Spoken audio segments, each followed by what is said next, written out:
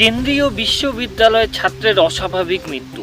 বিশ্ববিদ্যালয়ের কর্তৃপক্ষকে ঘিরে বিক্ষোভ অন্যান্য পড়ুয়াদের। কর্তৃপক্ষদের গাফিলতিতেই মৃত্যু হয়েছে বলে দাবি পড়ুয়াদের। রবিবার দুপুরে হোস্টেলের ভিতর থেকে ঝুলন্ত অবস্থায় দ্বিতীয় বর্ষের পড়ুয়াকে বাঁচাতে যায়নি কর্তৃপক্ষরা। এই অভিযোগ তুলেই ডাইরেক্টরকে ঘেরাও করে তুমুল বিক্ষোভ।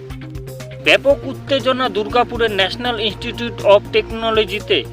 মৃত মেকানিক্যাল ইঞ্জিনিয়ারিংয়ের পড়ুয়ার নাম অর্পণ ঘোষ, হুগলির ব্যান্ডেলের বাসিন্দা।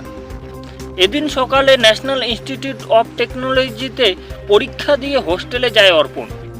তৃতীয় বর্ষের ইঞ্জিনিয়ারিং বিভাগের পড়ুয়া ডোনা রায়ের অভিযোগ, দুপুরে অর্পণের সহপাঠীরা হোস্টেলে যেতেই দেখে অর্পণের দেহ ঝুলে রয়েছে।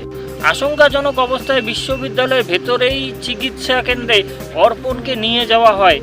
অর্পণের পরিচয়পত্র দেখতে চায় চিকিৎসকরা। সেই পরিচয়পত্র সহপাঠীদের নিয়ে যেতে বেশ কিছুক্ষণ সময় লাগে। তখন চিকিৎসকরা বাইরের হাসপাতালে নিয়ে যাওয়ার পরামর্শ দেন। বিশ্ববিদ্যালয়ের অ্যাম্বুলেন্স সময় মতো না পাওয়া যাওয়ার জন্য হাসপাতালে নিয়ে যেতে আরও কিছুক্ষণ বেশি সময় লেগে যায়।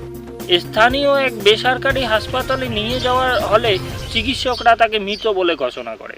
তারপরেই বিশ্ববিদ্যালয়ের ক্যাম্পাসের ভিতরে বিশ্ববিদ্যালয়ের কর্তৃপক্ষ নজরদারি আরও চূড়ান্ত গাফিলতির অভিযোগ তুলে বিক্ষোভ ফেটে পড়ে পড়ুয়াদের। ব্যাপক উত্তেজনার পরিস্থিতি তৈরি হয়। ডাইরেক্টরের সামনেই বিশ্ববিদ্যালয়ের কর্তৃপক্ষের সঙ্গে ধস্তাধস্তি শুরু হয়ে যায়। উত্তেজনা সামাল দিতে পৌঁছয় দুর্গাপুর থানার বিশাল পুলিশ বাহিনী।